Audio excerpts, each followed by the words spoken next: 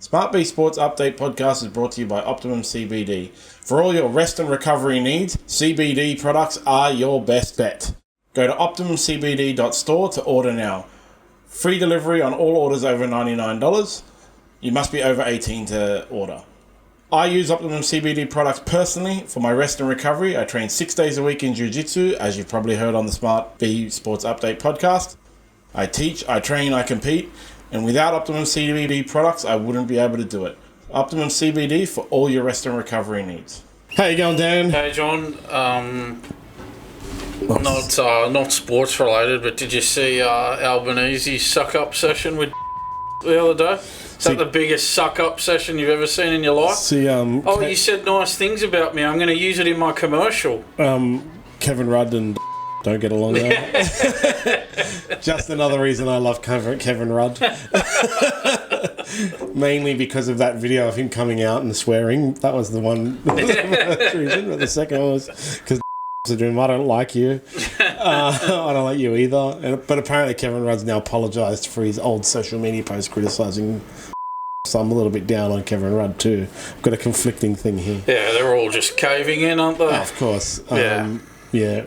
Oh, we might get sanctioned for this. Okay, so maybe we'll leave that out and we'll start just now. Add some. No, we can leave it in there. Just add some beeps to it, producer John. I'll tell him to, and he can put down the bottom. We don't want to get sanctioned for influencing American politics. But the rugby league season has been over for a little while now. That Pacific Championship is on. I didn't even realise, amazingly.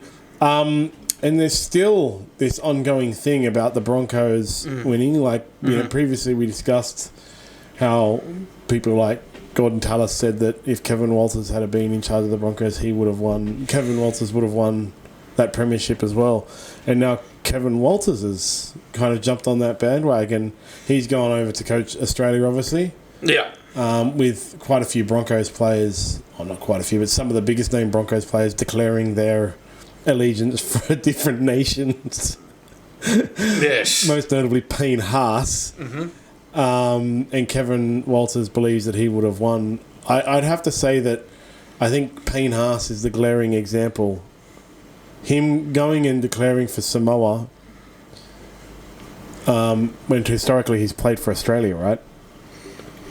Yeah, he played for Australia. I'm pretty sure. Not long after Kevin Walters was named the coach, speaks a lot to how... Yeah, he's played 4 tests for Australia. I think that speaks a lot to how Kevin Walters would have been able to win if he remained the Broncos coach. Players don't want to play for him. Yeah, well, that's right. The quote from Kevin Walters, he was speaking on the Inside Ball podcast. The quote from Kevin Walters was, "If I had still been at the Broncos, sure, I would have won a premiership, but I wouldn't be doing this." End quote from Kevin Walters. So these are just delusional comments. They are. Completely delusional. We've been through it a number of times. The Broncos finished 12th under Kevin Walters last year, and then Michael Maguire wins a premiership in his first season at the club. 3 times out of 4, Kevin Walters was coach of the Broncos for 4 seasons. The Broncos missed the top 8 on 3 occasions. So he misses the top 8 3 times out of 4, finishes 12th last season. Michael Maguire wins the premiership in his first season, and then Kevin Walters turns around and says, "Oh, I would have won that premiership."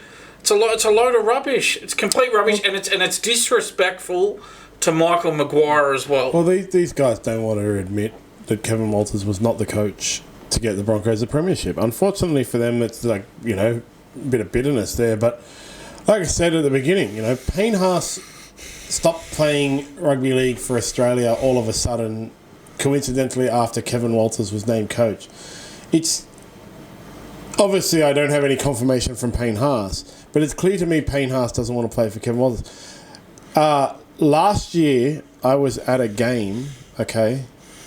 Last year I was having a conversation with people about the rumblings of Payne Haas leaving the Broncos and how maybe the Roosters might be interested in him, right?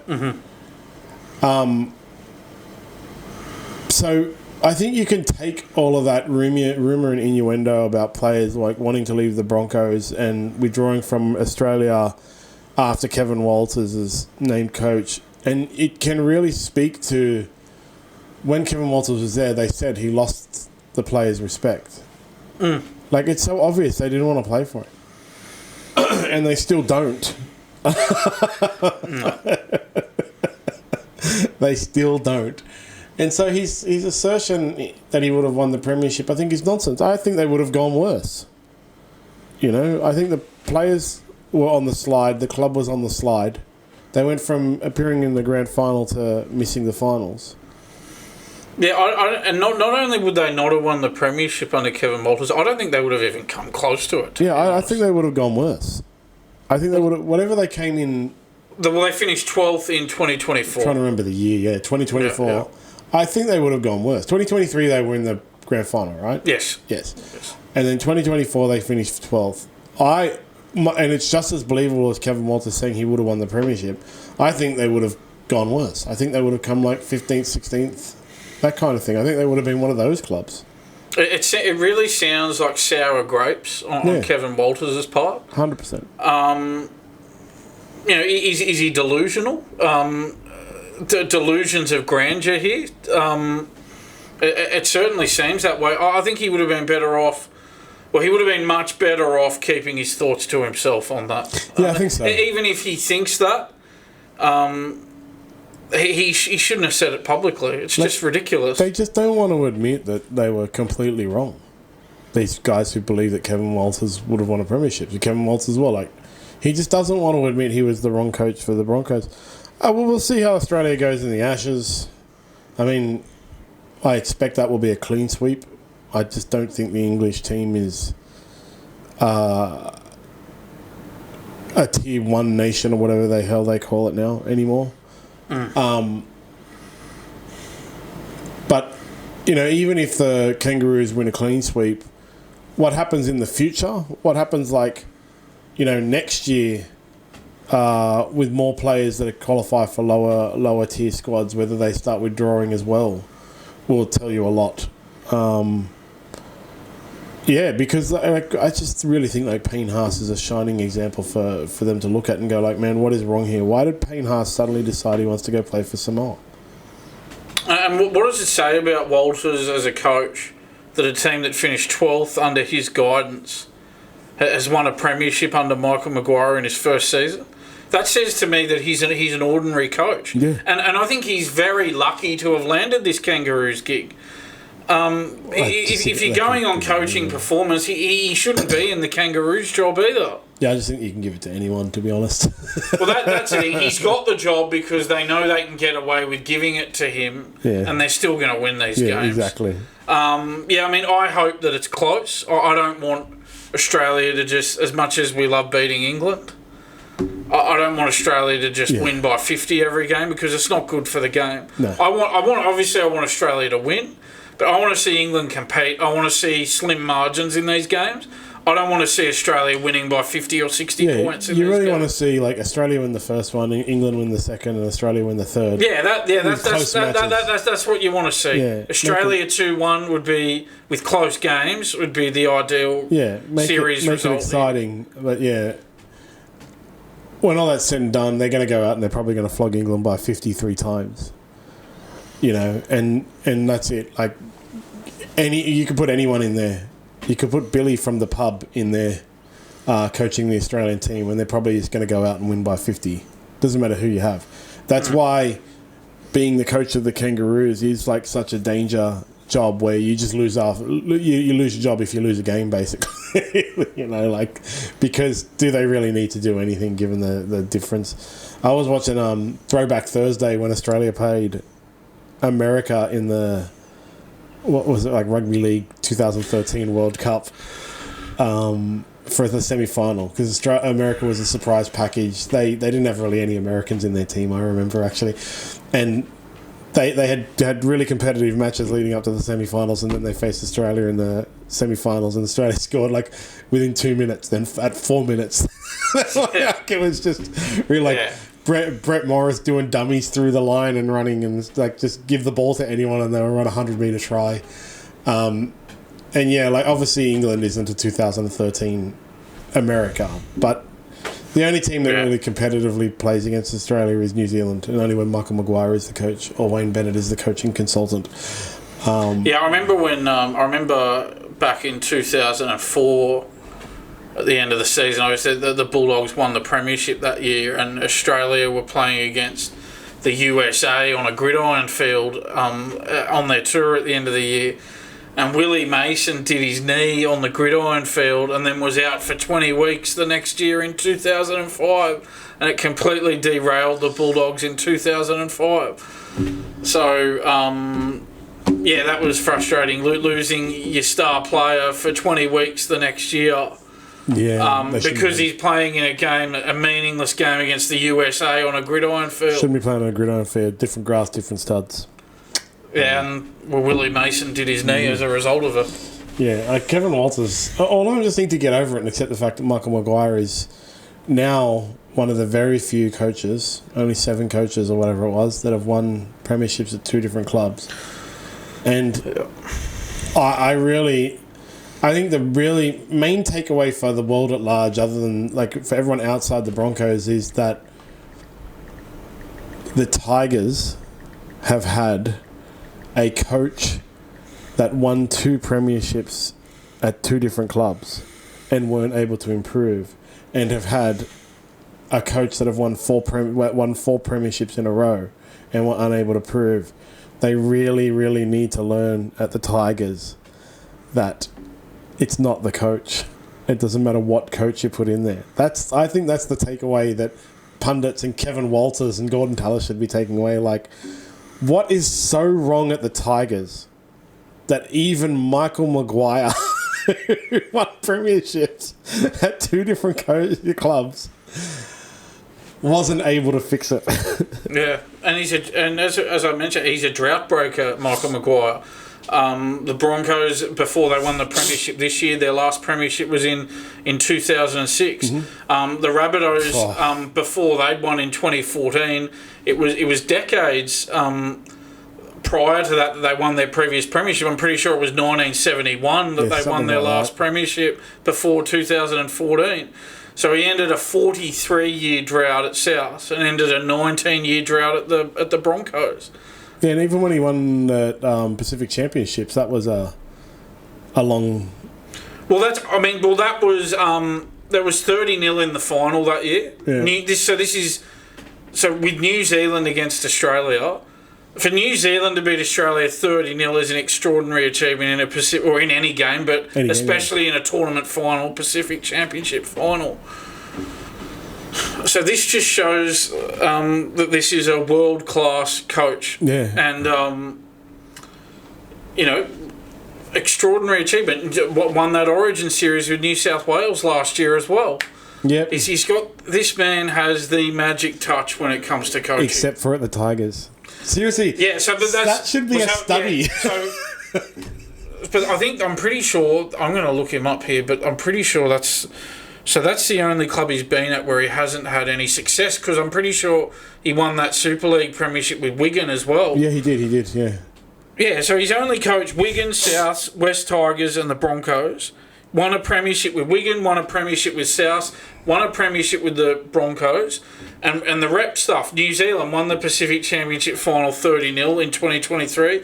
Won his only State of Origin series in New South Wales. Those are the only teams he's coached. So the only one, as you just said, is the West Tigers. Yeah, so if anybody out there is studying a PhD in sports science or something like that, that is a study that needs to be done. Even Michael Maguire couldn't fix the Tigers. Yeah. Aside, because Ivan Cleary was there when he hadn't had proper success yet, right? He went from the Tigers to the Panthers before going on that win streak. Michael Maguire had some of his success before it, and then lost his job for a while. Remember, like he was kind of out of pocket for a little while before getting that. It was New Zealand first, right? Yeah, New Zealand, then New South Wales. Yeah, it was. Yeah, before getting the New Zealand job, and then took them to a win. So it's like that Tigers blip is so bizarre, and obviously it's entirely with the Tigers. It really shows that everybody should be looking at that and going, man, something's really wrong at the Tigers. But that's the thing, like, he's coached, so I just went through all the teams he's coached at club and representative level. He's coached 6 teams, and they're the only team he's had no success at. So that says more about them than it does about exactly. him. That's what I mean. Like, even... Ivan Cleary's all well and good, right? So Ivan Cleary had failed. So people will go, like, even Ivan Cleary couldn't fix the Tigers. But, remember, Ivan Cleary had been around for a while at that time, right? He had never won anything at the Tigers. And then he went to the Panthers, took a while, and then won his 4 premiership. How long did he take from between the Tigers and the... Is this Ivan Cleary? Yeah. Oh, I'll look it up. I think it was 2 years, right? Is this how long he was at? How long was he at the Panthers before he won his first in the 4? Okay, so he had 2 stints at the Panthers, 2012 to 2015. Then he went to the Tigers 2017 and 2018, and then he went back to the Panthers in 2019. Yeah, so 2019, 2020, he didn't win. 2021, he won, right? Yeah, that's right. And 2020, they made the grand final. So when you look at that, the Tigers, we're off a little bit of track. I just love talking about the Tigers. When you look at the Tigers, it's the off season. People constantly say, like, you know, even Ivan Cleary couldn't do anything at the Tigers. But look at that record, right? Ivan Cleary had been around for a little while, then went to the Tigers. He was at the Warriors, right? He made a grand final with the Warriors and lost. Then went to the Tigers for a few years. Yep. Like, went to Panthers, failed. Went to the Tigers, failed. Went back to the Panthers, took a few years, and then obviously went on that run. So it's like, you know, saying even Ivan Cleary couldn't fix the Tigers. He was still building up to where he is now. Yeah. But Michael Maguire, it's actually legitimately in the middle. You know, he did Wigan Rabbitohs, then went to the Tigers, and everyone kind of thought that, maybe he's not as good as a coach as he thought. We thought, and then went off for a while, and then came back and did New South Wales, New Zealand, New South Wales, and the Broncos. Yeah. So really, I think that's the study, like, the case that people need to raise. Even Michael Maguire couldn't fix the Tigers. Yeah. And Michael Maguire can win stuff anywhere. Yeah. Doesn't matter who he's got. Yeah, that's right. I'll be interested to see how long he lasts at the Broncos. They fully bought in by the end. At the beginning of the year, there was a lot of... I remember having a conversation actually about Payne Haas and Reece Walsh earlier in the year, and, you know, asserting, like, you know, if they're not buying into Michael Maguire, the Broncos Michael Maguire should just get rid of them, let him go. And they obviously ended up buying in. Like, you know, Reece Walsh gave him the biggest hug on the field after the win. So they've all bought in, but remember, the Rabbitohs players really heavily bought in. And then a couple of years later, he really lost that. That was why he got let go of the Rabbitohs. Yeah, I mean, look, this is the thing. That could happen again. It could. But it's still been worth it because they've got that. They've broken that premiership drought. 100%. Even if they have... You know, he'd probably need to have 3 lean years now for it to get sacked after when that premiership has built him up a lot of credit straight away with the Broncos. He'd probably have to have 3 bad years in a row to get sacked. I think so. And so, but even if that happens, it's still been worth it because he got them that premiership. Yeah. That's what they were after. That's what they hadn't done since 2006. And, you know, I read a thing because they're the only publicly listed sports club in rugby league. And they gained $50 million overnight after winning the premiership in value. And then it went back down to, I think, $20 million or whatever. But, you know, it was worth it. Yeah, like you're saying. So, like, normally it's 2 years for a club missing the final, a coach missing finals, and then. But you win a premiership in your first season. Yeah. Breaking a 19-year drought. Yeah. I think you earn yourself that extra year. A lot of credit points in the bank for him. And that was so when he was at the Rabbitohs. When did he get sacked from the Rabbitohs? Because he got sacked. No, yeah. 2017. Yeah. Yep. Okay. Cool. Yeah. So they won in 2014. Yes. And then 15, 16. Did they make the finals? I think. No, I need to look that up. Yeah, I think. I'll look it up. I'll look it up. Give me 1 second. I can't type N on my computer, so I can't look for anything NRL. It's all right, I'll bring it up here. Has to do it. South Sydney Rabbitohs season finishes. I'm just waiting for the page to load here. Sorry, it's just moving a little bit slowly. Right. Keen to look up these Rabbitohs season finishes here. But, just really arrogant from Kevin Walters. Yeah, it's crazy, man. just to say, oh yeah, I would have won a premiership if I stayed at the Broncos, but I wouldn't be doing this job. They was talking about the Kangaroos job. Come on, seriously. Yeah, I think that's the thing, right? That's is he ridiculous. a Bronco or not? Instead, because he's still talking down the Broncos basically by saying that.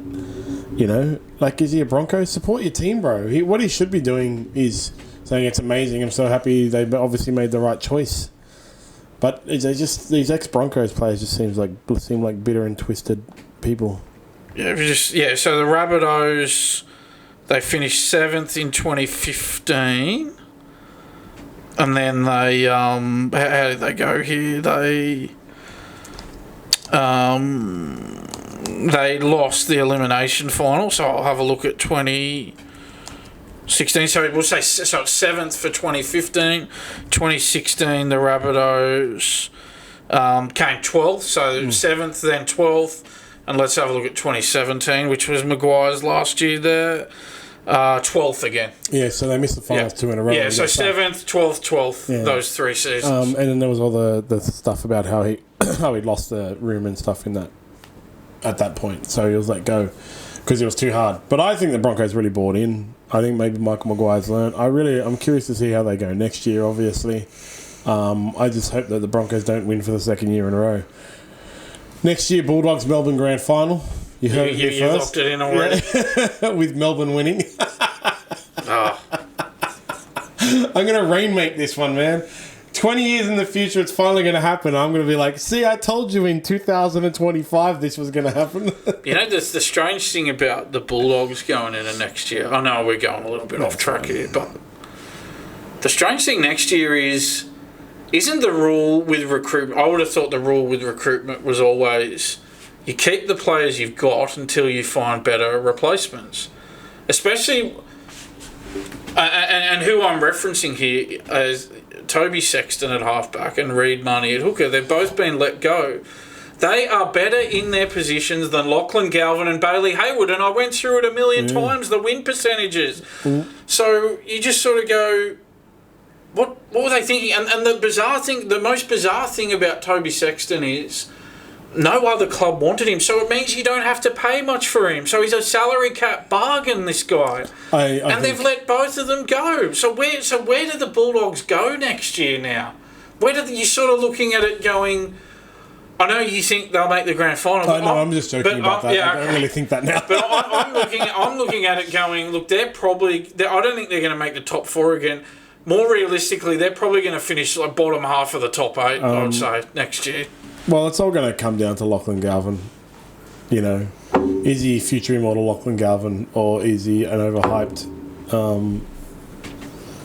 guy that's going to derail the Bulldogs, and whether they can admit it? How long is he there for? Galvin, the contract is until the end of 2028. Yeah. Obviously they've put all their eggs in that basket. Yeah, that's the thing. I don't think enough has been made yet of obviously, a lot was made of what happened to Sexton and Marnie this season. But I don't think enough's been made of the fact that they're actually leaving, and now they're just left with Bailey Hayward and Lachlan Galvin in those positions. So it's not just that those two were mistreated very badly this season. They're gone now. Yeah.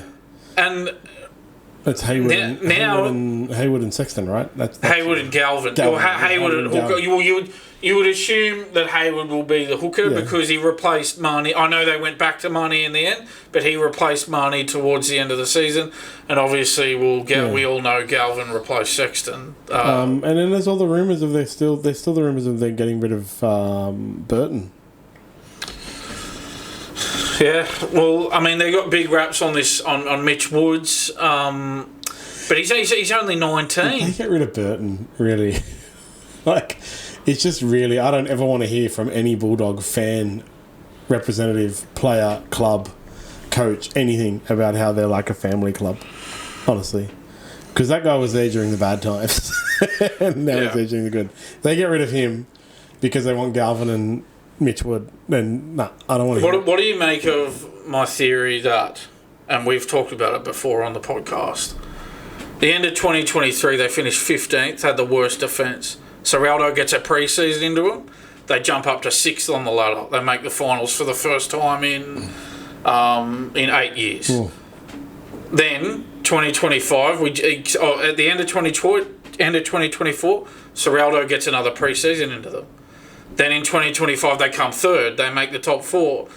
Is there anything behind the theory that this guy Serraldo is extremely productive with his pre-seasons and they will improve yet again next year, even though we have real question marks over their recruitment that we've just talked about? Yeah, well, what you'll kind of get is guys like Lachlan Galvin in the full pre-season. Yes. So that's the question. What can Serraldo do with Galvin now that, because remember Galvin joined mid-season. Yeah. So what can Serraldo do with Galvin now that he's going to get this full pre-season into him? And it's a full pre-season. Yeah. Galvin isn't in rep football or anything like that. It's a full proper pre-season. Yeah, that's the thing, right? Bulldogs are at this like really we talked about it before, obviously, during the year a couple of times. Like, at the end of the year, the only thing that people are going to talk about it with the Bulldogs is not the improvement. It's the fact that signing of Galvin derailed their season. Bulldogs are now in this very, like, danger zone where next year becomes either entirely about Lachlan Galvin causing them to go worse or entirely about Lachlan Galvin causing them to go better. Like, that's what they have created. Yeah. Nothing at the Bulldogs until Galvin is gone from the Bulldogs or they win a premiership will be about anything except what Lachlan Galvin has caused to happen at the Bulldogs. Yeah. If the Bulldogs go worse, it's because Lachlan Galvin's bad. If the Bulldogs go better, it's because the signing of Lachlan Galvin was there and he got a full pre-season and stuff like that. Yeah. It's got nothing to do with Cameron Serraldo, the club. Nothing. It's all about there is, as much as I've been critical of Serraldo this season, as you know, we've talked about many times, these ridiculous changes that he made to the spine mid-season that made no sense whatsoever, and I think were a hindrance in the end. Yeah. You can't deny that his record in pre-seasons and getting improvement the next season has just been phenomenal. Yeah, absolutely. And so that's what I'm hanging my hat. I'm hoping that he's seen something with Galvin because he's the new upcoming super coach. I'm hoping that he's seen something with Galvin that we all haven't seen yet. Yeah. And that over the pre-season he's going to be able to deliver something with Galvin that we cannot see and haven't seen yet. Yeah, well, one of the criticisms of Galvin has been his defence, his defensive reads. Another one of his criticisms has been how he chimes in and out of games. Like, there was that game where he was like in and out a lot and then scored the match-winning try. I can't remember which game it was. So there was a game where he threw the pass to score the winning try. I think that was against the Dragons. Yeah, that's the one, right?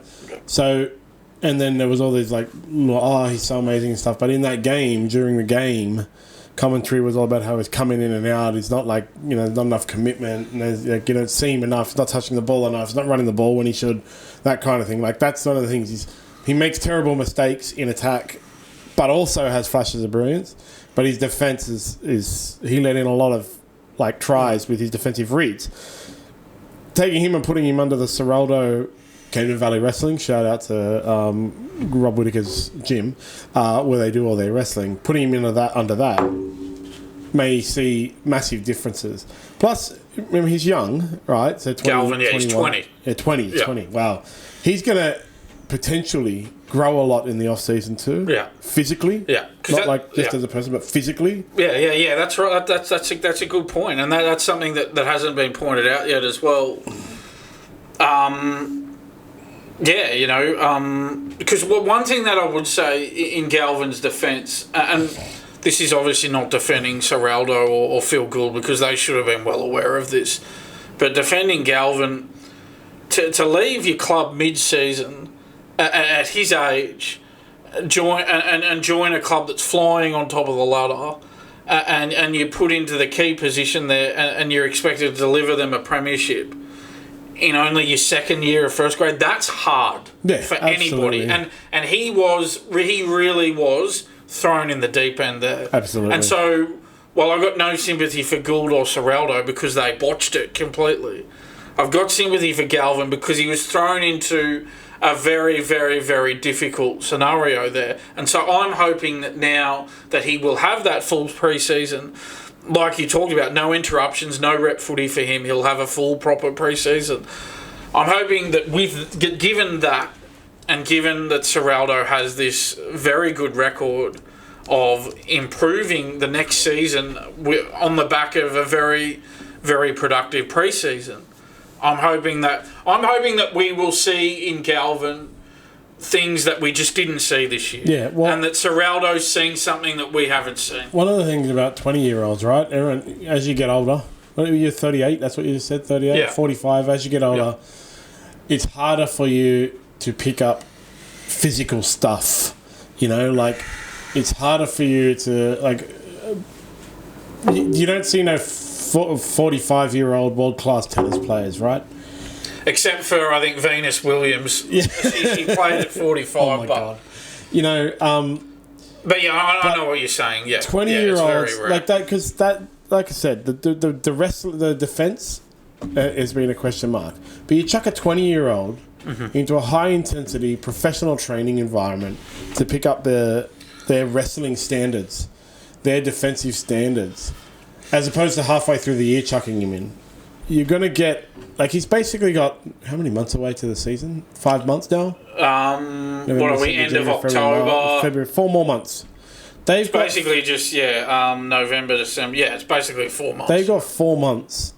And as a 20-year-old, he can grow in his ability, his defence, and physically a lot. Mm-hmm. Right? And, man, if you give me a 20-year-old who's keen and give me 4 months, I'll have them winning a bunch of jiu-jitsu tournaments. You know, 4 months of dedicated... That's 4 months of dedicated training. Not a 20-year-old who's going to come to class 3 times a week. I'm talking, give me a 20-year-old. So that's interesting. So a lot of it with Galvin will be the physical work he does over the off-season. That's an interesting point. That's a point that hasn't been raised by anybody else. That's the thing, right? If you give me a 20-year-old and 4 months of dedicated full-time training in jiu-jitsu, if I had the time, I wouldn't be the one, and this is what the thing about professional clubs is, right? And professional coaching. I wouldn't be the one who would teach this guy how to lift weights, right? I would have dedicated personal trainers there to help him lift weights. When I do that, what I would be is the one where they would say to me, what is his game style? What are his strengths? What are his weaknesses? What does he need to work on physically? What does he need to work on in jiu-jitsu, right? And then they would create a regime around that. So Lachlan Galvin is going to have this 4-month period in which Cameron Serrata has a weightlifting trainer dude, and they're going to go, these are his failings in, like, physical. And I know, like, just to be really clear, I know they have them everywhere else, okay? But the Tigers' previous trainers couldn't make Lachlan Galvin into a cog in the Bulldogs chain. Only the Bulldogs can do that. So Cameron Serrata has staff. Cameron Serrata's not sitting there writing weightlifting regimes for his staff. He's not organising the wrestling. The boys at Camden Valley Wrestling, Robert Whittaker's gym, do the wrestling. But he is talking to these and going, this is where Lockie's missing. This is what he's missing in games and so on and so forth, and organising it.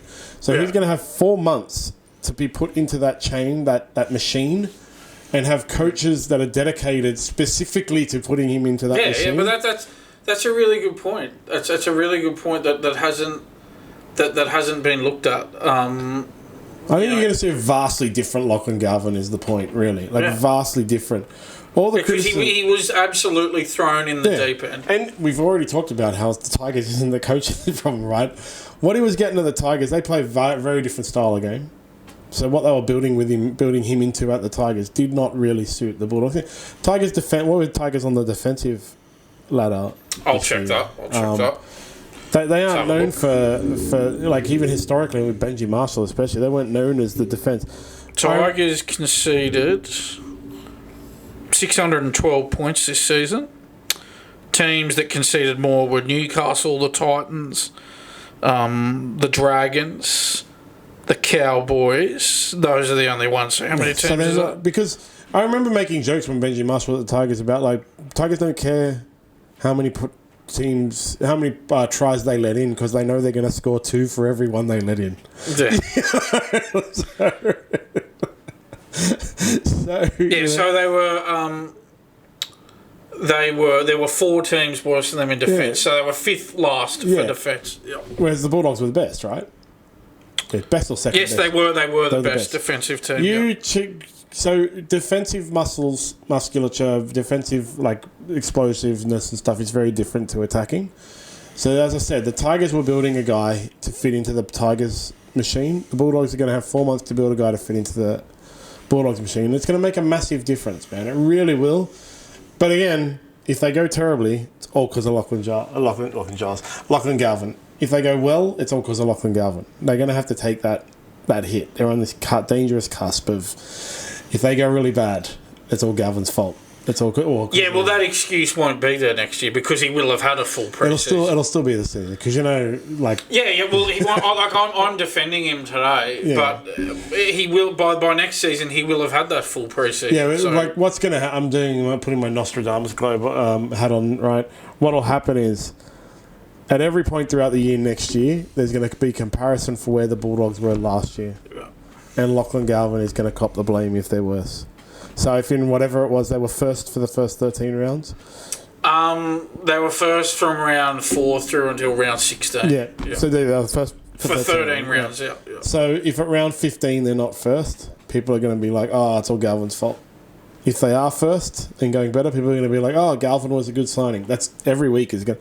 Lachlan Galvin is now we can't go a week without a Lachlan Galvin story. Yeah, remember they were first after 16 rounds, and Phil Gould tried to tell everybody that it was because they'd had a few buys. Yeah, they were first after 16 rounds, and he said it was because of the buys. Yeah, and then sure, bro. Anyway, back onto our rundown. Good talk. So we did talk about with Piercy as well a couple of weeks ago about what they were going to do to, like, he even threw it out there. So here's one for you boys. Here's one for you boys. What will happen if they ban people who sign with R360? So the ARLC has released a new policy. It's locked in. It's there. It's not up for discussion. In which any players or agents who deal with R360 will be banned from NRL for 10 years. Yeah, I can read you the line from the statement. So this is the statement that was released by the ARLC, and look, they didn't mention R360 by name, but we all know who they're referring to here. So they've said, any NRL player and I quote, any NRL player who negotiates, signs or enters into a letter of intent, playing contract or any other form of agreement, whether verbal or written, with a football competition, league or organisation not recognised by the Australian Rugby League Commission as a national sporting federation will be banned from participation in the NRL and any ARLC sanctioned competitions for a period of 10 years, the statement read. Best meme I saw? You know, if you drive on the wrong side of the road, smash into an Uber and injure 2 people, you get 8 weeks. Talk to R360, you get 10 years. Yeah, it's true, right? It's true. Make a racist slur, get 8 weeks. Talk to R360, get 10 years. Yeah, look, I think, and this is obviously coming from Peter V'landys. Yeah, it is direct. I think it's heavy-handed. It's over the top, man. And he even said, some of the quotes from Peter V'landys, he says, unfortunately, there will always be organisations that seek to pirate our game for potential financial gain. No. They're just offering, it's just a different league. It's a different competition. If they happen to be able to pay players 3 times what the NRL can, well, that's the NRL's problem. Yeah. Pay the players more if you don't want them to leave. Well, that's like, I saw someone talking about Payne Haas, because he's one of the targets, apparently. And he's earning potential for the next 10 years. How old's Payne Haas? I'll look it up. I think he's mid-20s, but I will double-check. So if he was to be... Yeah, he's 25, So the thing that discussion I saw was, if he was to be the highest paid player in the league and play till he was 35, which is about the average, so 10 more years... And he probably could do that, yep. He's going to earn around $13 million, like Dylan Brown, right? Yeah. Or... And lose half in tax. Yeah. Or...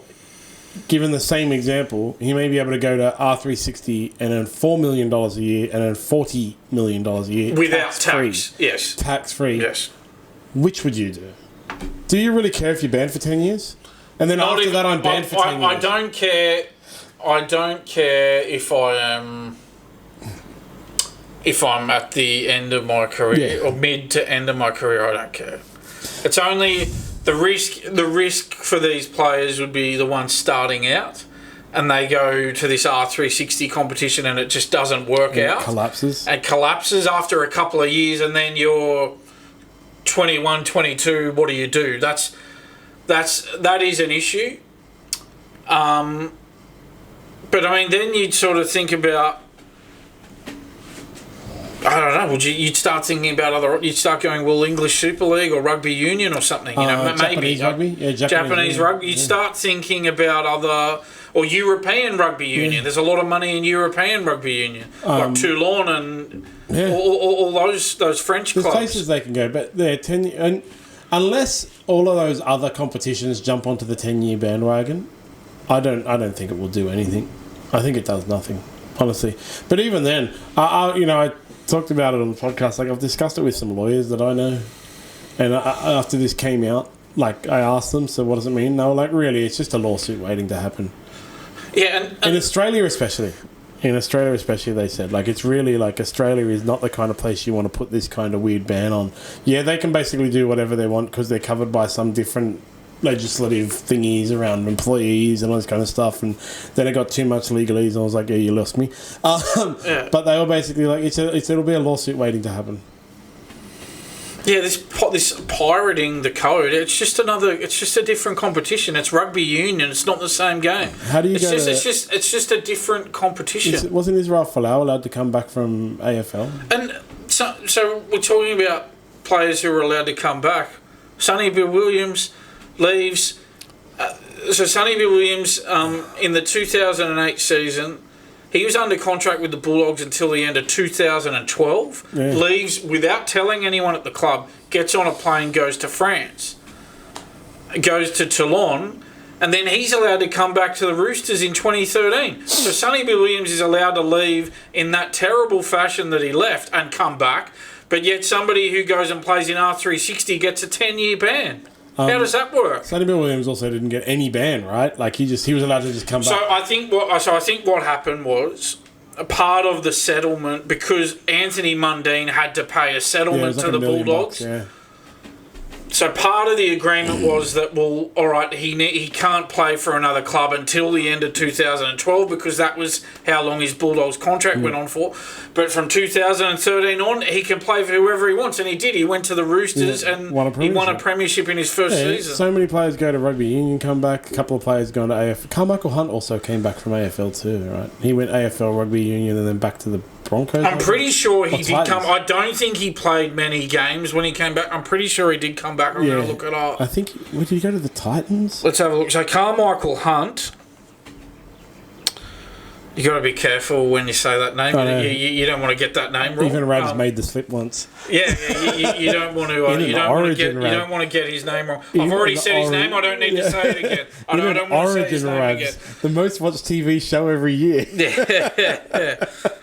Yeah. So he went. He came back to the Broncos in 2021, and he only played 2 games. Two games. And geez, he's 38 now, so he would have been about 34 then. Yeah. So he was allowed to come back. Yeah. Only for 2 games, but he did come back. Yeah. And now they're trying to say, and it's they don't even have to play, right? Because Rugby 360 hasn't started. It's in setup mode. And so they're obviously looking to sign players now to start when it starts. They don't even have to play. This nonsense of, say, let's just use Zach Lomax because he's the one that Braithen has put all of his eggs in the basket saying Zach Lomax is gone. If Zach Lomax has agreed today, spoken to them, whatever the whole thing is, both Zach Lomax and his manager are now banned for 10 years. And then what if R360 doesn't start? Yeah. Are they banned for 10 years? Well, they are. But that's the thing with the lawsuit waiting to happen. That's a lawsuit. It may not even go ahead. Yeah. But like, even if you're 25, right, and let's say R360 offer you, hypothetically, a 3-year deal, $3 million a year. You'd still do it. I'm doing it. Because you'd make, $9 million, if that was the case, you'd make $9 million tax-free. You're 28. Even if the NRL banned you for 10 years, well, you're 28 anyway. You wouldn't have that long to go in your career anyway. Dude, I think for anyone 25 and over, you do it. If you're 25 and over, do it. Think of it like this, right? Just say like Lachlan Galvin, he's 20. Yeah. So his earning potential is probably, and he can finish when he's 35. We'll just say 35. If the way it works is you go up and then back down. Okay. So if he becomes like what the Bulldogs or Gus Gould thinks he's going to get to that $1.3 million prize thing or whatever, he's probably going to earn over the course of his year somewhere up and around $15 million over the 15 years. He can probably average it out. Or R360 signs him for 4 years at $3 million a year. Now, start tomorrow. 4 years, $3 million a year, tax-free. Guaranteed. That's $12 million in the bank. Yeah, but you're banned for 10 years. Yeah, but I've already made almost my entire... Well, tax-free, I've made all of my money. Yeah. You know? That's it. That's the 10-year bans are just... All it does is make people weigh that up. That kind of stuff up. Like, yeah, might get banned for 10 years, but in that 4 years deal I've signed, I'm going to make... And that's in a lot... Like, say, Zach Lomax... He's the big target. Well, Braithen Astor fully went out and said he's signed and everything like that, right? Zach Lomax has already earned. He was on $850 a year at the Dragons for 2 years, and then he's gone to Parramatta for $650. And he's 27, 28 now. He's not gonna earn $15 million in his career. So if R360 comes running and says, "Here, we're going to give you 3 years, $3 million," he's earned more in that 3 years than he would have earned ever playing rugby league.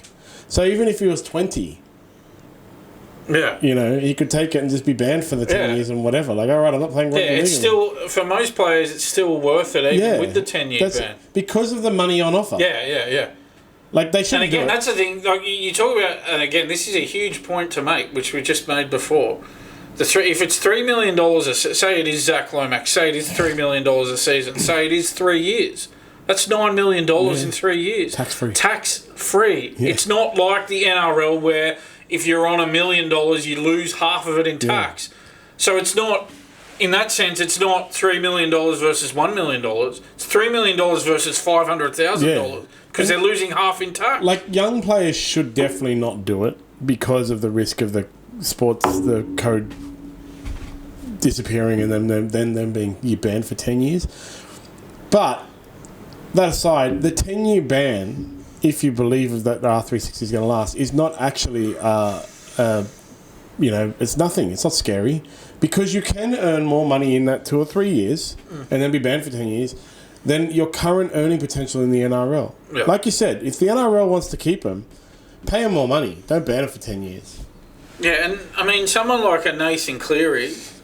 I mean, his girlfriend lives in the UK. So if they banned him, he could just go and play in the Super League. Yeah. And the other thing about it is it's only 14 games. Something like that. Yeah. Oh. So it's like Live Golf. With Live Golf, it's only 3 rounds, not 4. So the 10-year ban, it's like, think of, add all that stuff up. I could potentially earn more money in a very short period of time than I would earn in a very long period of time in Australia. All tax-free, so I have more cash in hand. Also, it's way less games. Why wouldn't anyone not do it? 10-year ban is not the ban they think it is. No. For the player agents, it is. Right? For the agents getting banned for 10 years, you are screwed. Because that's all your players' income that you're suddenly about to lose, right? You're screwed. Yeah. Because they don't only work for 10 years. They work for 30 years, 40 years and have a stable of players, and if they lose all their ongoing incomes and stuff like that. Yeah, it's not just... most NRL players are lucky to have a 10-year career, but for them it's not a 10-year career, it's a 30 or 40-year and they career. have 5, 6, 7, 8, 9, 10, 12, 15 players on their books, and if they can't, they get banned and they lose all their money. So player agents is good. Players, it's useless. If you want to keep players, you've got to offer them stuff. Offer them something better. Not ban them.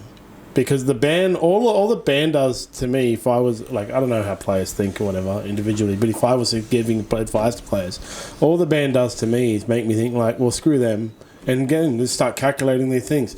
Even if I am a 20-year-old, I could probably earn more money in a couple of years with R360 than I will my whole career, play way less games, have it tax-free. Yeah. And then, maybe I'll go play Japanese rugby, European rugby, Super League, whatever. So, yeah. But I've already made my bag. Yeah. So instead of just taking the easy option and saying, we're going to ban everyone for 10 years if they do this, maybe if Peter V'landys is the big shot that he thinks he is and he tells everyone that he is all the time, maybe he should work on getting more money for the TV deal so they can offer these players more money and stop them going that way. Well, if I was him, I'd approach the funders of people like R360 and try and get the NRL into that area that it's targeting, Try and get Saudis into it and stuff like that. Like, that's what he should really be doing. Stop concentrating on gambling advertising, which we all know is on the outer and is going to be banned eventually. And start looking get the Saudis involved, bro. They got more money than God. And that's who's, nobody knows, but basically who's funding R360. It's either Saudis or Indians at this point. Oh, so I read something that it was US investors, so that's not true. Doesn't... Right, okay. Dude, it's like how Elon Musk owns Twitter. Yeah. No. He got funding So by it's one of Saudi. those... Yeah. That's not how it really is. Yeah, like US investors who the investment companies get money from Saudis or... You see, the thing with this is a TikTok conspiracy theory, and it's really funny because the Indian dude I know sent me an Instagram story. Rugby union is actually getting quite big in India right now. Right, okay. I wasn't growing, not like cricket. I wasn't expecting you to say that. And obviously India has a lot of billionaires. And you know how sports... like the way sports become popular in weird countries is billionaires get really into it and fund a competition for themselves. And then their business managers say, we have to find a way to make money, so let's go and get some fans. All right, like that's the reality of how sports competitions grow. It's billionaires just have too much money and so want a sports team. And if they're in India and they love rugby union, they start a competition. So there's a couple of billionaires apparently in India who are currently funding these Indian rugby union teams, and so that's why one of the theories is it's actually Indian billionaires funding R360. It's definitely not Americans, guys. Come on, let's be realistic here. Yeah, okay. There ain't no American interest in rugby union. Okay, let's be realistic. It's like I said, it's like how Elon Musk owns Twitter with Saudi money. Yeah. Moving along, let's look at Tom Trbojevic over at Manly. So he's $600,000, $300,000, $750,000, $1.3 million offer, then rescinded offer, and everything has been sorted, and he's going to be staying at Manly. Yeah, so reportedly, I mean, this was supposed to be confirmed on Monday, but it hasn't been. They haven't put out a statement yet, the Manly club, on this. But reports indicate that he will re-sign for a further season, so that'll keep him at Manly until the end of the 2027 season.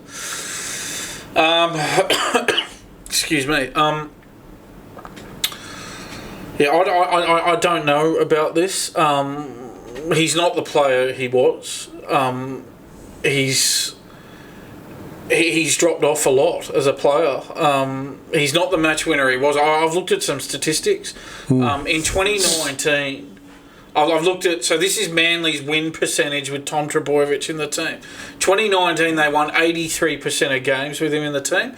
2021, the year that he won the Dally M medal, they won 72% of games with him in their team. 2025, they won 55% of games with him in their team.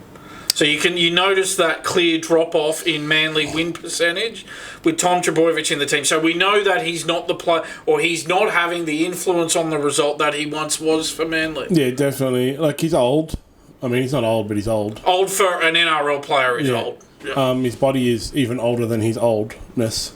And he's not able to have the impact anymore. He is getting a new halfback, Jamal Fogarty. He's 29, Yeah. He old. So only James Tedesco remains one of the top fullbacks in the league at the age of 107. You know, this is the age where you stop being a fullback. This is the thing. James Tedesco, he's had the odd injury here or there, but he hasn't had the injury history of Tom Trbojevic. Exactly. Like, everybody's different, right? James Tedesco, I think we looked him up. I think he's 32. I'm going to double check his age. I think he is 32. So James Tedesco is 32, still going strong because he hasn't had relatively that many injuries. Tom Trbojevic is 29, but his injury history, he's more like a 35-year-old with the injuries that he's had. Well, exactly. And so he's now at the age where, like, James Tedesco is actually the outlier. Okay, and I've said before, and it's a common saying I say all the time on the Instagrams, the outlier does not prove the point. Yeah. The exception does not prove the rule. People who think the exception proves the rule are only able to find exceptions. Yeah. And so that's why they think it proves the rule. So, on average, at around the 28, 29, 30 kind of year mark, the fullback stops being the superstar fullback and either needs to look to transition into a role with less requirements, especially in today's game. So into the halves, maybe even into the centres, you know. And Tom Trbojevic is actually at that age. Maybe they could look to transition. They've tried it before, I know, transitioning him into the halves. Maybe they could look to transition him into partnering Jamal Fogarty. I can't remember who the 6 is. No, Luke Brooks is there. So, you know, but they have talked about that. That has been talked about, potentially moving him to 5'8". Yeah, so that would keep him worth the money, right? Because 5'8". Yeah, I know he's played some games at centre this year, but he still did a bit of a roving role. Sticking him in the centres and keeping him there could extend his lifespan. But he's not going to be, you know, like we always talk about, pretty much every team has a superstar fullback now. Unfortunately for Tom Trbojevic, because of his age and his body and his injuries, he's rapidly sliding down the list of, like, what ranking in superstar fullbacks he is. You know, yeah, and as I just said, if they're winning 55% of games with him this year, well, that's probably going to drop again next year, right? Exactly. And so then you go, and I looked it up, his salary for next season, and this is obviously, next season he was under contract, that extension we've talked about, that's for 2027. Yeah. So he's on a reported $1.3 million a year next year. He's not worth that money. No, he's not worth 1.3 million. Tom Trbojevic is worth 1.3 million, then Reece Walsh is worth 2.8 million. Maybe not Reece Walsh, but, you know, there's other fullback, Dylan Edwards maybe. I know we keep going back to the Dylan Brown example, but again, that's, as you say, the outlier doesn't prove the point, and Dylan Brown is an outlier, a player who's been very fortunate. Yeah. I'll tell you what, Dylan Brown's someone who shouldn't be going to R360, right? I think he's done very well out of his $13 million NRL deal. Dylan Brown is the outlier that proves my point that outliers don't prove the point, actually. Because if you remember when he signed, the entire halves world and contract arrangements broke for a few weeks, where everyone was like, Dylan Brown is worth 1.3, I should be worth 1.3, and it settled after like 6 weeks where everyone realised, like, nope, Dylan Brown just has the greatest and best manager in the history of rugby league. Like, none of us are worth that. Yeah. They're right. So, he's the outlier that proves my point. Outliers don't prove the point. So, it's like, I just think that if Manly moves Tom Trbojevic into a traditional centre role, like he plays for State of Origin and rep football when he plays in centre, I think they'll be a lot better served by him and as a club. With Brooks and Fogarty in the halves, like Daly Cherry-Evans was the other thing at Manly that was a big distraction. Like he is obviously beyond it. Although he's still like really, really good, one of the best halves in the league. He was obviously because he's like what, 75 or something. Cherry-Evans, I think he'll be 37 by the start of next season. Yeah. And that hasn't been that's another thing that hasn't been confirmed either, that Cherry-Evans to the Roosters. I don't know what's happening with that. That seems right up in the air at the moment. Have not heard a thing about that. So, you know, now they changed that up, and maybe Tom Trbojevic's contribution can be better. I just think with Fogarty and Brooks in the halves and Trbojevic in the centres, they might be better served, actually. Might do well. Still, he's not worth $1.3 million anymore. He was 3 years ago. for sure. Yeah, well, he won the Dally M in 2021. He was worth that money. If Tom Trbojevic is worth 1.3 million, then James Tedesco is worth 2.8 million. That's what's the Todd Carney, Mitchell Pearce's line? I can't remember which one of them said it now. That I will always use when we talk about salary caps now. Yeah, Manly have got Hopewadi there as well as an option at fullback too. Yeah, so, so yeah, like that's not a bad. Who's their 9? Jake Simpkin. Yeah. So I think Hopewadi, Fogarty, Brooks in the spine with Simpkin, and Trbojevic in the centres is not so bad. I think they can do a lot better. It's still Seibold's the coach, right? He didn't get the sack. Yeah, he stayed there, so puttering along. So I think that's highly likely Seibold will be first to go next year. Another prediction. But that's very strange. This Cherry Evans Roosters situation, because that was supposed to be announced as soon as. Remember that they didn't want the distraction, so they wanted to wait for both Manly and the Roosters to finish their campaigns before they announced it. Very strange how that just hasn't happened, and we're up in the air. We don't know. We don't know the scenario there. We don't know what's happening with Cherry Evans and the Roosters. It hasn't been confirmed. And they want to be confirming it soon because the clubs are about to go back to pre-season training. Yeah, 7 days. What's up with that? What's happening with that? Haven't heard anything. It's crickets at the moment on that one. It's super bizarre, right? Yep. The Roosters team is not finalised, and they're about to go back to. They have heaps of money in the cap, apparently. They're about to go back to pre-season. Yeah, and you think if they were going to sign him, well, they would have done it by now. Yeah. What's the hold up on that? That's what I don't understand. Yeah, it's super. They know. I don't see why that is. I don't understand why there's a delay with that. Yeah. Well, I'm really curious what's going to happen next week at the Roosters. Who's going to come to Who's going to come to training? Yeah. They're just going to announce a spate of signing in the next few days. What's the hold up with Cherry Evans? If they're going to do it, announce it. Yeah. And so the Ashes is starting 3 games in England. The test team has been named. A few debutants. I think as we've said, there's not much actually that Kevin Walters needs to do, even though there is a bunch of debutants. Yeah. Reece Walsh, Mark Nwanganitawaze, I think it's pronounced that way. Gemat Shibasaki and Keon Kolamatangi. Some tongue twisters among those debutants. Not Reece Walsh, though. That's an easy one. But those are the debutants for the Kangaroos for this test match. Look, it's a strong side. Obviously, you got Cameron Munster and Nathan Cleary in the halves. Harry Grant named at hooker. Obviously, you got Pat Carrigan and Big Tino in the front row. Angus Crichton, Hudson Young, and Isaiah Yeo in the back row. And Isaiah Yeo's the skipper as well. And then you got, Tom Dearden, Lindsay Collins, Ruben Cotter, Keon Kolamatangi on the bench. Some others I haven't read out yet. Obviously, Walsh is fullback. Mark Noah is on the wing. Josh Addo-Carr's on the other wing. Katoni Staggs and Shibasaki in the centres there. I think that's covered everybody off. And you got Bradman Best, Lindsay Smith, and Mitch Moses on the extended bench there for the Kangaroos. Doesn't matter who the England name; it's not as good as that team.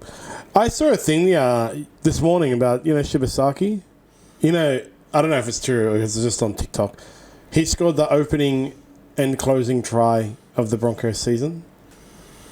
Oh, right, okay. Sorry to that. Yeah, that's interesting. Interesting stuff. He had an issue in the middle of the year, remember? Where he rocked up the training drunk and stuff like that? Yeah, that was, I think that was towards the end of the season there. Yeah, that was laid on. Yeah. So what a turnaround for him, eh? He goes from... And he was stood down too. He was stood down from a game, so... What a turnaround. Stood down from club duties for disgracing himself on the drink. But then he's a Kangaroos debutant for the Ashes, so he's certainly turned it around there, Shibasaki. So well done to him. You've got to give him credit for that. So he scored the Broncos' first try of the year in the 14th minute in that 50-14 drubbing, and against the Roosters. Mm-hmm. And then it's the premiership. And he did. He scored the last try in the grand final. But that's such a cool thing. Like, he opened the try scoring for the Broncos and closed it. Yeah. I actually really like him as a player, to be honest. I'm glad he's got picked. Just because he has, not just because he has a cool name. Yeah. Well, he deserves his selection. Yeah. And, to be fair, I don't think Kevin Walters has played favourites with these selections. I think, he hasn't just picked these players because they're Broncos players. I think you want to see the team that wins the premiership heavily represented in the Australian side, because it should be picked on form. It should always be picked on form, because they could name 5 Australian teams and they'd probably still win this series. Exactly. So it should be picked on form. Form should be rewarded, because it can be, because the opposition are not that strong. Exactly. In every single international, the opposition not that strong. Yep, that's it for rugby league. There's also the Pacific Championship that no one cares about. I think something happened in that, but who cares? Like some games. Yeah, I think. I know they care about New Zealand, Tonga, and Samoa, but honestly, that's not our target audience. It's still, I'm sort of thinking with that, without Australia in it, does it really work, that competition? No. I don't know about that. I don't think it, with Australia not in it, I'm not sure if it works. To be honest, it's a little. That's actually, competition is a little bit funny, because remember the way it was going to work was whoever won. Like, there was a chance last year of New Zealand getting knocked out of it, and then they managed to win, because Samoa was in the final last year against Australia. Remember, so there was a chance New Zealand wasn't going to be in, and now New Zealand have played Samoa and beat them. Like, who cares anymore? So you have this competition where basically New Zealand's going to win, unless Samoa pulls something out of their hat magically. But you can't see Fiji, Cook Islands, Tonga. Well, I mean, it was the New Zealand Samoa game was pretty close. New Zealand won 24-18, and Samoa butchered a couple of opportunities late. They had the line open and put down a couple of balls with the line open.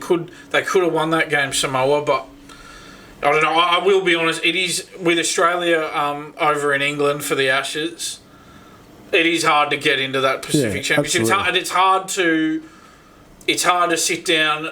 Like, you can watch the last 20 minutes if it's close. It's hard to sit down and watch the whole game, though, if it's Fiji against the Cook Islands or even for New Zealand and Samoa. It's hard to watch the whole game. As I said, I tuned in with 20 minutes to go because it was close, and I thought, well, close finish, I'll tune in. But to watch the whole game, that's tricky. I couldn't watch it. Well, so that's it for rugby league, because who really cares? Woke up this morning after 2 hard training sessions. Oh my god, I have so much washing, and boy does it sting! But luckily I have Gourami Cleaning Co's Gear Guard Clear the Funk, proud sponsor of SmartB. I've tried all of the ones that are around, and they're the ones that I suggest. They leave my clothes after training smelling like nothing. They don't do this thing where they smell like chemicals or flowers, and they don't advertise themselves as being a washing powder replacement. Instead, you add 1 cupful to your laundry, and off you go. Head to GouramiCleaning.co and buy yours now. Gearguard is a proud sponsor of the SmartB Sports Update. Other sports, let's discuss cricket, because the Ashes is coming up. Australia's currently playing India in a couple of series, ODIs and T20s. The Ashes is coming up later this year, though, and Stuart Broad has taken a broad stroke. So many puns. Broadside. At Australia about the team. If you don't follow cricket, what he said was the Australian cricket team is worse since 2010-2011, right? Yeah, that was when Australia last lost the Ashes out here. You have to you really have to follow cricket to even understand like his insult. And like I always say, if you have to get out a whiteboard to explain your insult's probably not that good, Stuart Broad. But he's trying to say that the English actually have a chance at beating Australia in the Ashes in Australia.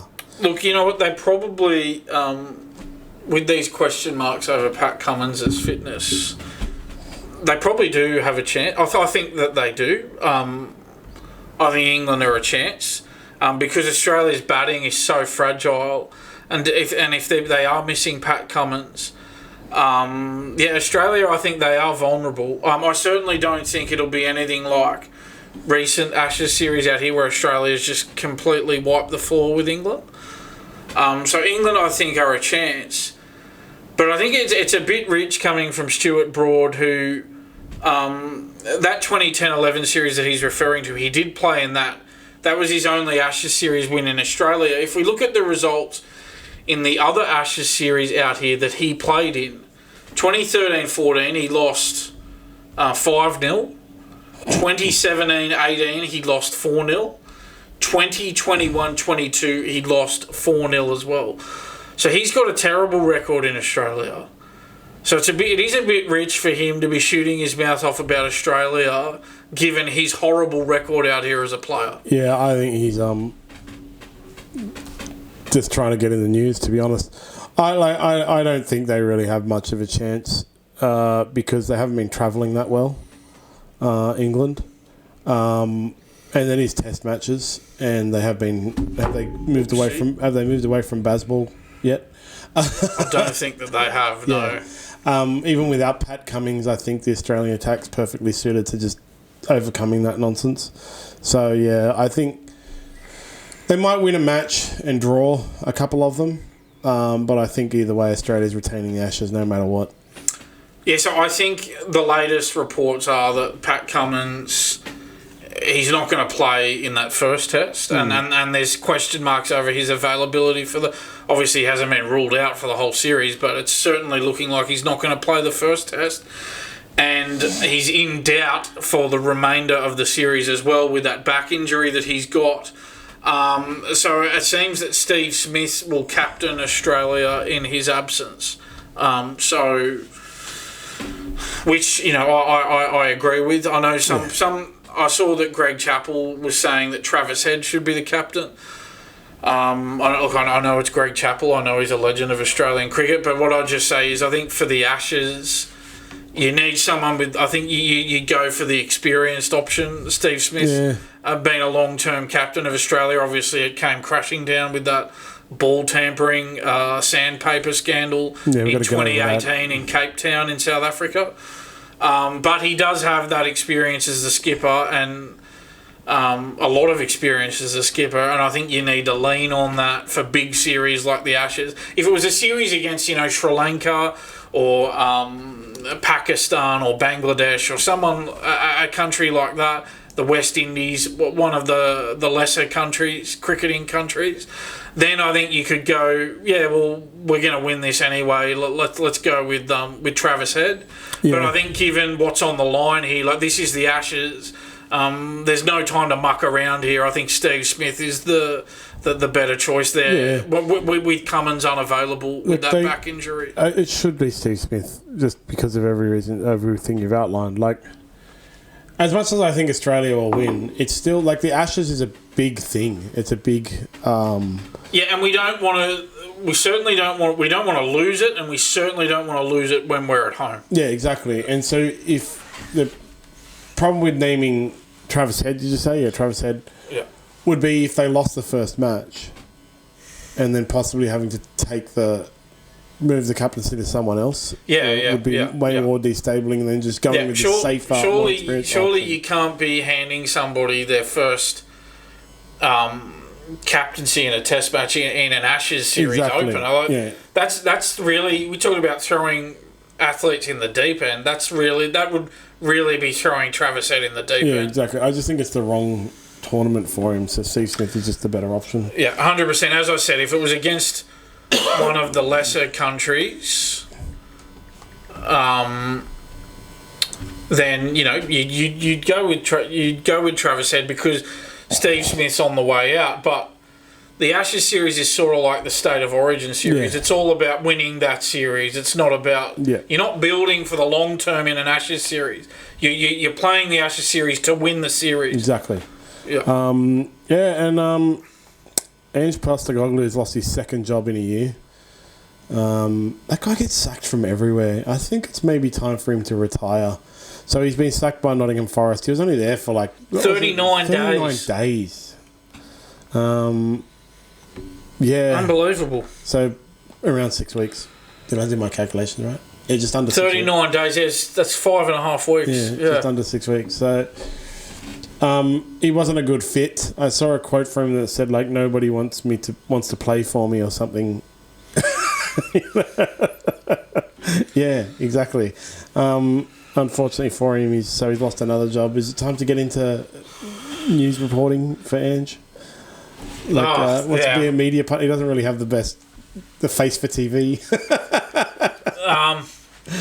I mean, and there's been criticism of him. He did a press conference sort of outlining his record. He went on for 5 minutes about his record, and I think there was criticism from Mark Bosnich actually saying, "Well, Ange, it's not all about you. It's about the team that you're managing here." He went on for 5 minutes about himself. Nottingham Forest fans are sitting there going, "Well, yeah, that's lovely that you've gone on for 5 minutes about how great a manager you are, but what about us? What are you going to do for us?" And he lost. I'm pretty sure he lost. He lost, or he failed to win any of his 8 games in charge at Nottingham Forest. Yeah. And the owner that they have is just ruthless, and he just sacks coaches for fun. The owner. It's the owner is Evangelos Marinakis, and he just goes through coaches as a hobby. That's just what he does. So you go 8 games without a win at Nottingham Forest, you're out the door. Obviously, he's got a great record as a coach. And so you go, well, has this owner acted too quickly? Should he have given him more time, given his great record? Should he have given him more time to right the ship? But he's run out of patience, and Postecoglou's gone. Yeah, well, I wonder where he'll go to now. He should go coach American girls soccer. Well, he probably, it doesn't matter what you're doing,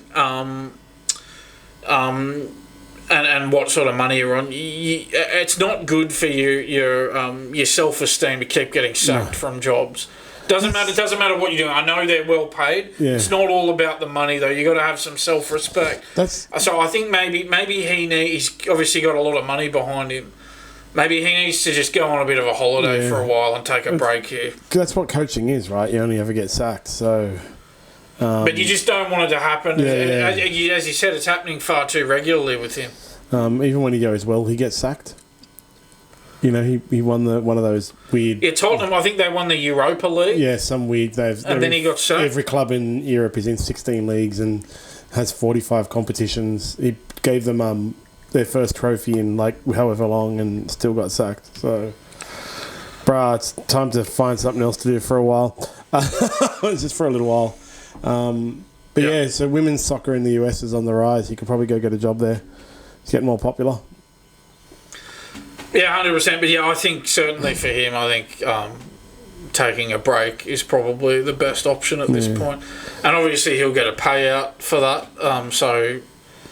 He won't be needing to work. He can easily have a long holiday without any financial constraints. That's the ex-Australia coach, you got to feel bad for him, but, too bad. I don't feel too bad given the payout that he's got.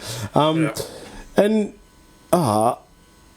Ariarne Titmus has retired from swimming at just the ripe old age of 25. What's she going to do? Yeah, so she's pulled the pin. But, you sort of think... Well, we've talked a lot about it on this podcast of players or athletes in any sport going on for too long in their careers and it taking the shine off their career. Obviously, we talked about, the likes of Roger Federer and Rafael Nadal. They're 2 recent examples of that. athletes who've gone on too long. So it's sort of like a breath of fresh air to see Titmus retire at just 25. She's won 4 Olympic gold medals at 2 Olympics. And obviously... Most recently, 2024. Yeah, the Paris Olympics was only last year. So you would put her in the category of an athlete who has gone out on top here. Oh, yeah, for sure. And just like... I did a column on it last week, but just like the likes of, Ash Barty was the same, Pete Sampras was the same, and Shane Warne was the same as well. Well, one of the things I read was women have a earlier retirement age, and a lot of it has to do with the understanding that if they want to go and have a family, it's not like a dude. A dude can go knock up his wife and then go back and play tomorrow, whereas a woman, she has to go through the pregnancy and then her body will never be the same again.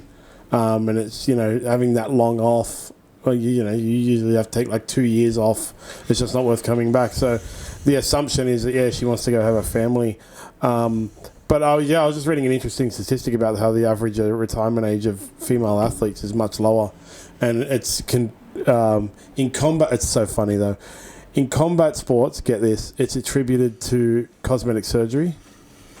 Women have cosmetic surgery and so retire from combat sports. It's boob jobs, people. Because heavy exercise prevents growth in that area or something. So a lot of female athletes in combat sports have boob jobs and then retire. But in most sports, it's due to pregnancy-related reasons. Whether wanting to have a family or getting pregnant and then not having the drive to come back. Serena Williams, I think, came back after having a baby. But that's again the outlier, not the thing. There's a few MMA fighters like Mackenzie Dern came back to UFC after having a baby too early, and now she's fighting for the title on the. But I would much rather her retire now, 100%, than go on for another Olympics if she didn't feel like she was up to it and not perform at those lofty standards. She's going out at the top of her game here. Whatever the reason, this is the time to retire. If you're thinking like next year, my next thing, I'm not going to be able to go as well. I know it's hard for athletes because that's their whole life. But if you can understand that next time, whatever the reason, like next Olympics in 3 years, she could, in theory, if it was to start a family, go and have a baby and then spend 2 years training. But she'll know she's not going to be at that level anymore. So what's the point in tarnishing your legacy? Yeah. Yeah, 100%. We talked about it a number of times that you don't want to tarnish that legacy by going on too long. Ash Barty won the 2022 Australian Open. That was her last appearance at a Grand Slam, and she was number 1 in the world when she retired. So that's going out on top. Pete Sampras won the 2002 US Open. That was his last appearance at a major. So what a way to go out for him. And I mentioned Shane Warne before. Went out winning the Ashes 5-0 over England from Test cricket. So that's 3 real examples, I think, of athletes who have gone out at the top of their game. And I think that's when you want to go out. Ian Thorpe took a similar path to Ariarne Titmus. He retired in 2006 at the age of 24, but he made the mistake of coming back and not being the same. Bro, never come back. So I'm hoping that Ariarne won't make the same mistake as Ian Thorpe. I don't think. Again, it's like a man versus woman thing. I think women are more happy to retire and stay retired, to be honest. You don't really often hear after retirement a lot of female athletes come back. It happens with a lot of men. But I think women are just better at finding. I actually think maybe with Ian Thorpe, it might have been. I'm thinking maybe because he retired so young at 24 originally.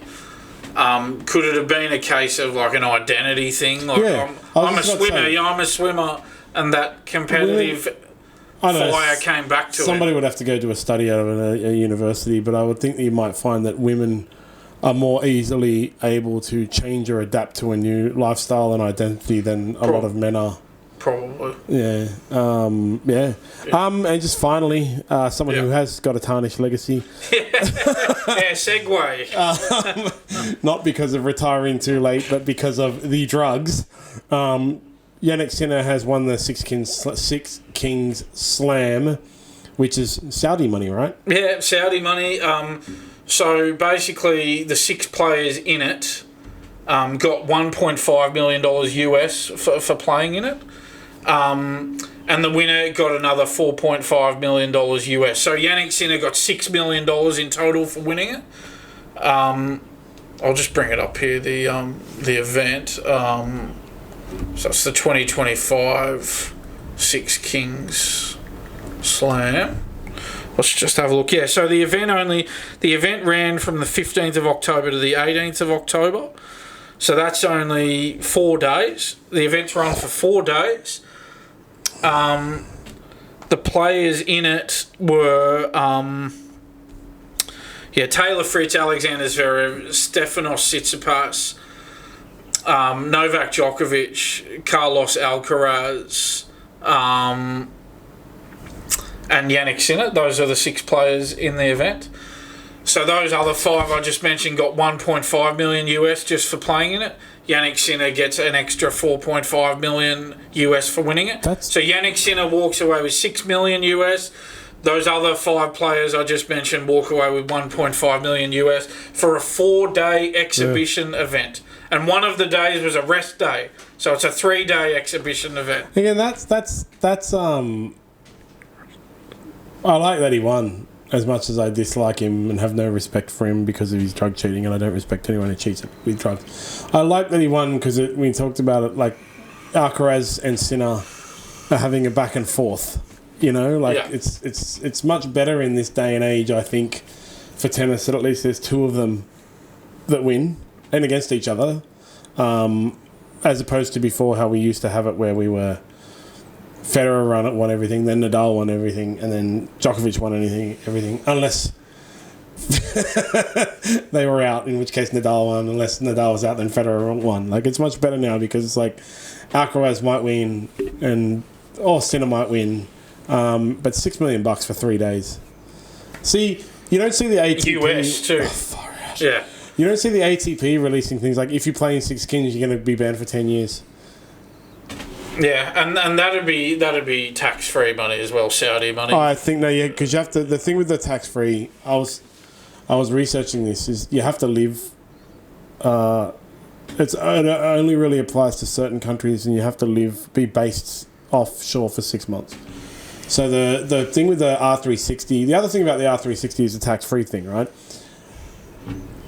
Apparently, as part of the deals they're offering, they're going to base the players in countries in which they will qualify for the tax-free status in their home country as part of your deal. Yeah, so they are actually recruiting people by going to them and going, $3 million tax-free.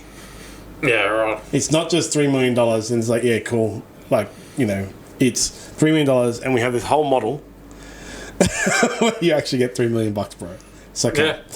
And we will explain it to you, and we will help you. And that's what I mean when I say, like, Peter V'landys should be looking at things to give the players, because even if it was, we will match your salary. Think like that. We will match your salary, but we as the provider will also give you this other thing in which we arrange for it to be tax free. Why would you go? Why would you stay over the people giving you things? Yeah, you know, like it's like. You can. I know you can win 1.3 with the Newcastle Knights, Dylan Brown, but you can also go and come on at 1.3 at R360. The difference is the 1.3 at R360 will be tax free and we'll show you how and organise it all for you and set you up so it's all done. Meanwhile, Peter V'landys is saying to you, if you talk to us, you're going to get banned for 10 years. What's the thing? You catch more flies with honey, bro. Peter V'landys, catch more flies. Find something for the players to offer them to make them not want to go. Yeah, 100%. Yeah, he beat. He talked about Carlos Alcaraz before. He beat Alcaraz in the final. So brilliant. Alcaraz missed out on the extra $4.5 million US, but I'm sure he's not losing much sleep over it. Because it's an exhibition match, exhibition event. Sinner was probably on cycle at the time. Again, Sinner, you're stuck with that for the rest of your life now, bro. Alrighty, well that's it. We are going to go on a hiatus. For a little while, but some good things are coming soon, and that'll be it. Good luck to the Aussies and the Ashes, both of them. Cool, man. Yeah. Good luck good luck to the Kangaroos in the Rugby League Ashes and the Ashes cricket series, obviously. Thanks, John. Thanks for the season and everything. And hopefully we'll be back soon. We'll be back soon, Okay. Cool. Bye, everybody.